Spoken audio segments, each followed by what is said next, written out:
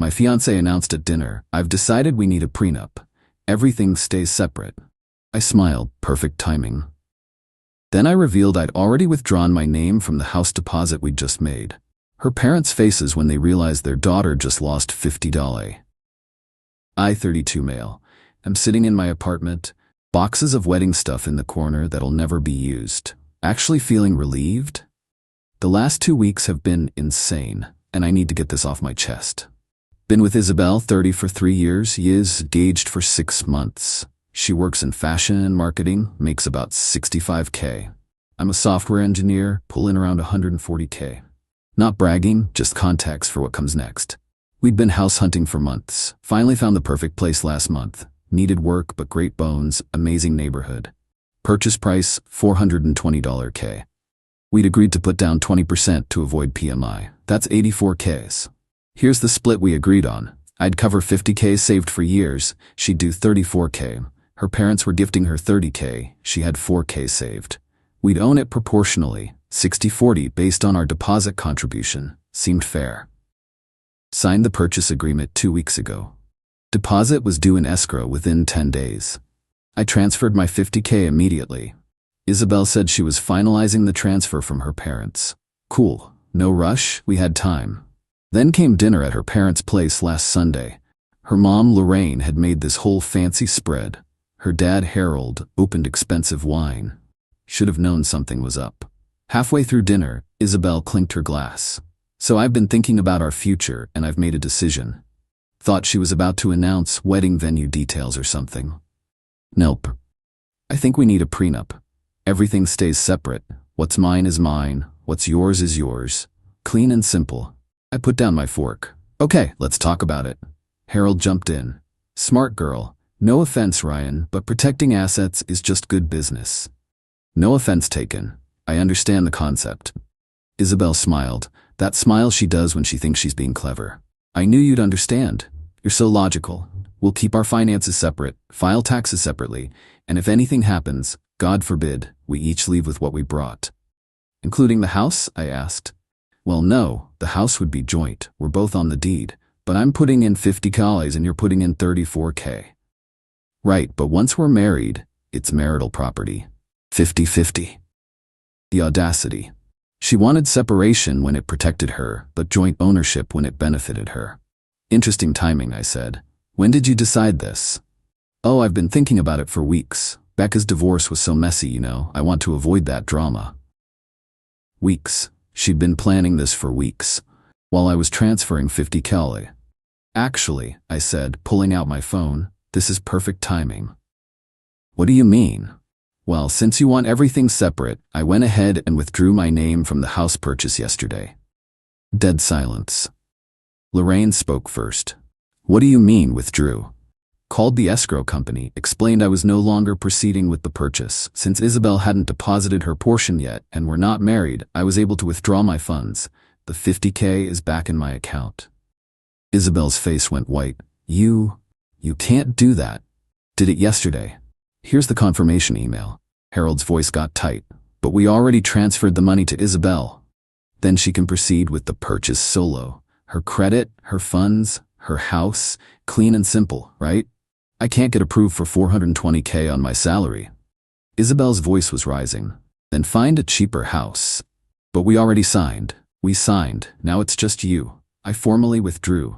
You have 72 hours to complete the deposit or you lose the house and the 5K earnest money." Lorraine stood up. "This is manipulation." "No, this is exactly what Isabel asked for. Separate finances. I'm respecting her wishes."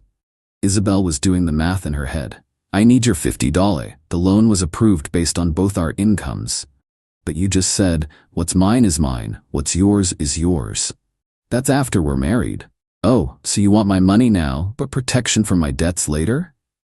Harold tried the authority voice. "Young man, you're going to fix this."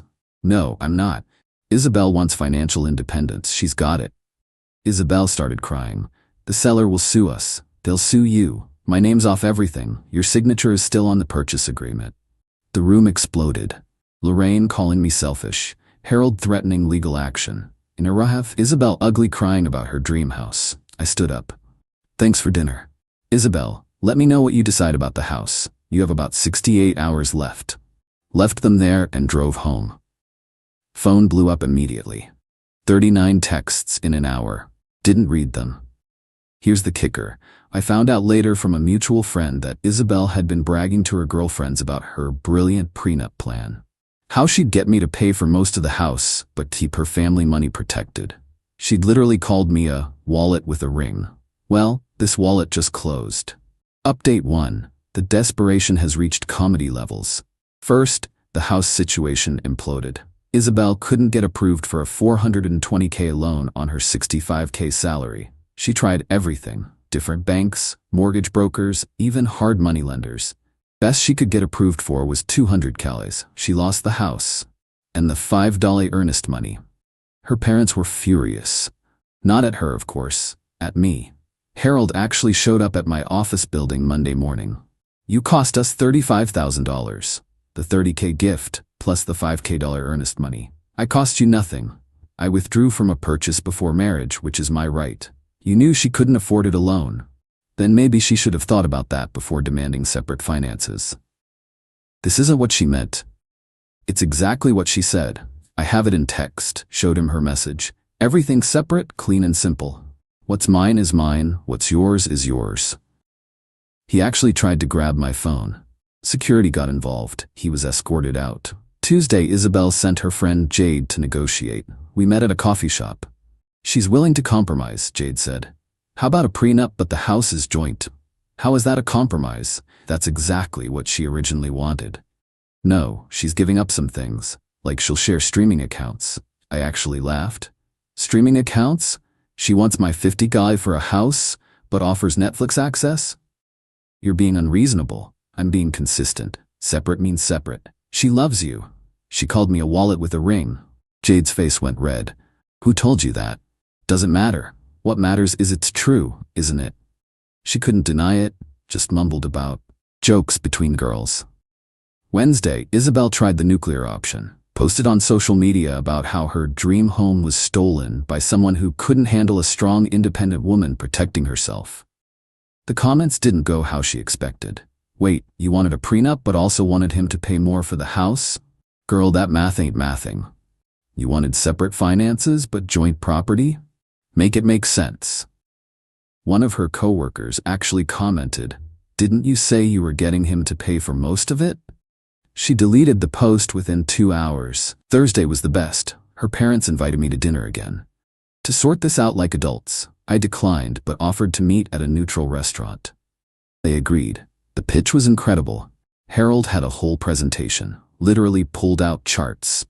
Here's what we propose. You and Isabel buy a house together. You put in $50K, we put in $30, but it's 50-50 ownership. So I pay 62% but own 50%. It's about building a future together. With separate finances, as Isabel demanded.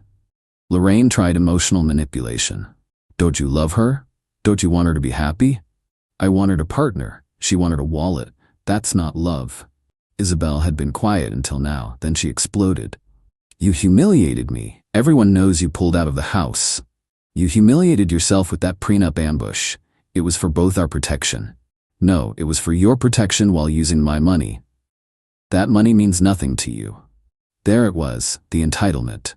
That money represents 3 years of saving, living below my means, skipping vacations. But to you it's nothing because I have it and you want it. Harold tried one more angle. What if we paid you back over time? Pay me back for what? I haven't given you anything. For your part of the house. What house? The one we didn't buy?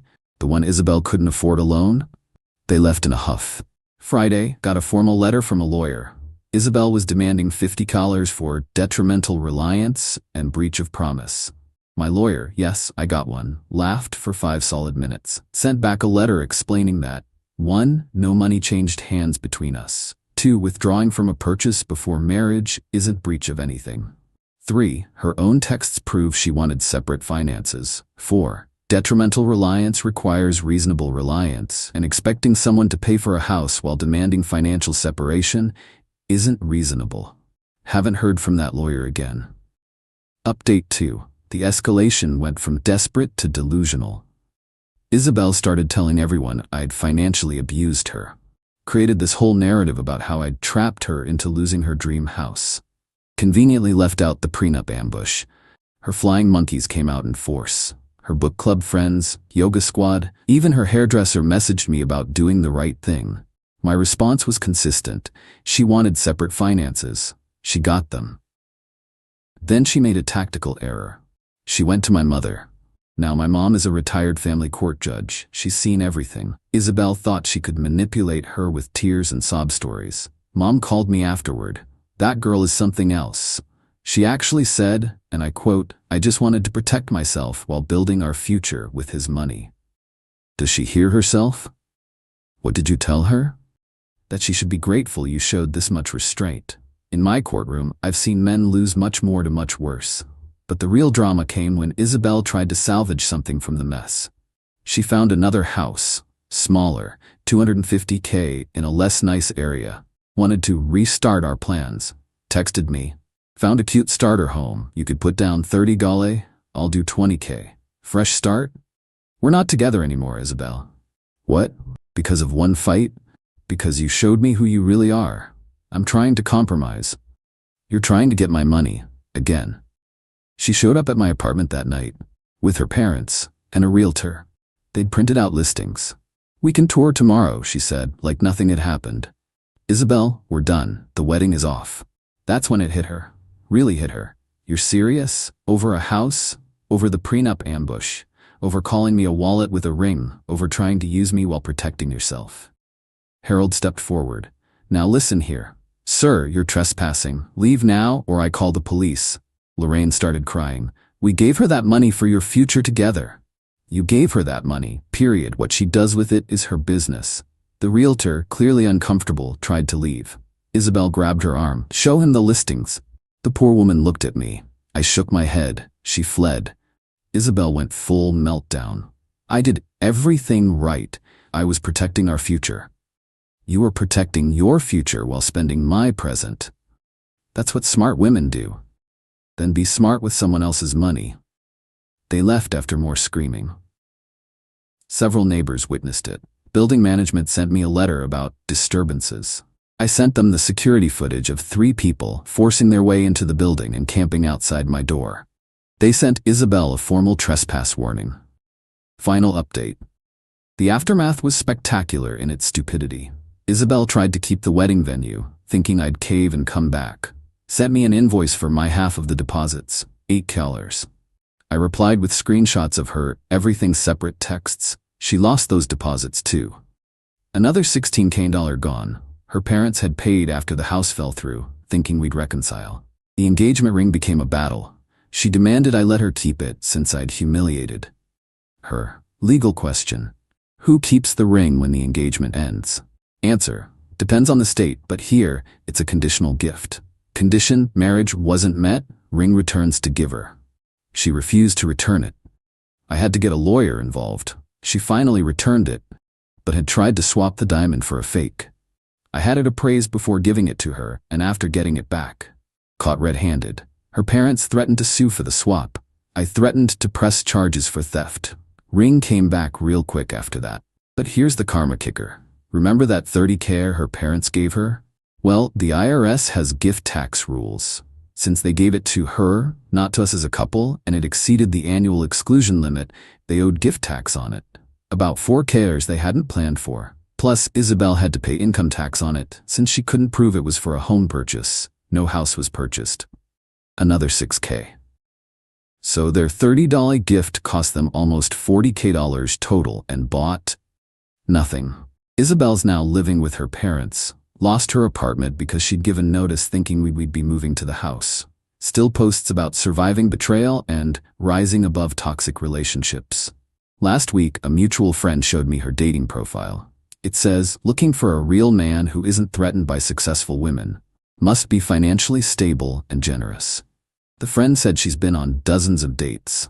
Moment she mentions wanting a prenup, but expecting the guy to pay for dates, dinners, trips, they leave. One guy apparently told her, you want a sponsor, not a spouse. She complained to her friends that men today can't handle independent women. Jade, the friend who tried to negotiate, actually reached out to apologize. Said she didn't know about the wallet with a ring, comment, and other things until after. Apparently, Isabel had been planning this for months. Get me to buy a house, then prenup after to protect her asset value increase. The house we were going to buy sold to another couple for 400 Qley. Under asking, we would have gotten a deal. But we was never real. It was always me funding her dreams while she protected herself. My mom summed it up perfectly. She wanted a donor, not a partner. Thank God you found out before the wedding. I'm doing fine. Took that 50K and invested it, already up 8%. Dating isn't even on my radar right now, but when it is, I'll be looking for an actual partner. Someone recently asked if I regret how I handled it. Honestly, my only regret is not seeing it sooner. The entitlement was always there. The way she'd say, "You got this," whenever bills came. How she'd plan expensive trips, then look at me expectantly. The time she said, "What's the point of having a boyfriend who makes good money if he doesn't spend it?" I thought it was jokes. It wasn't. She wanted my wallet but not my name. My money but not my problems. My assets but not my liabilities. She wanted, what's mine is mine, what's yours is ours. Instead, she got exactly what she asked for, complete financial independence. From me. Forever. Edit. Since people keep asking, yes, the prenup conversation was real. Yes, she actually said those things in front of her parents. No, I don't think all prenups are bad. They can protect both parties. But using one to scam your partner while spending their money? That's just trashy.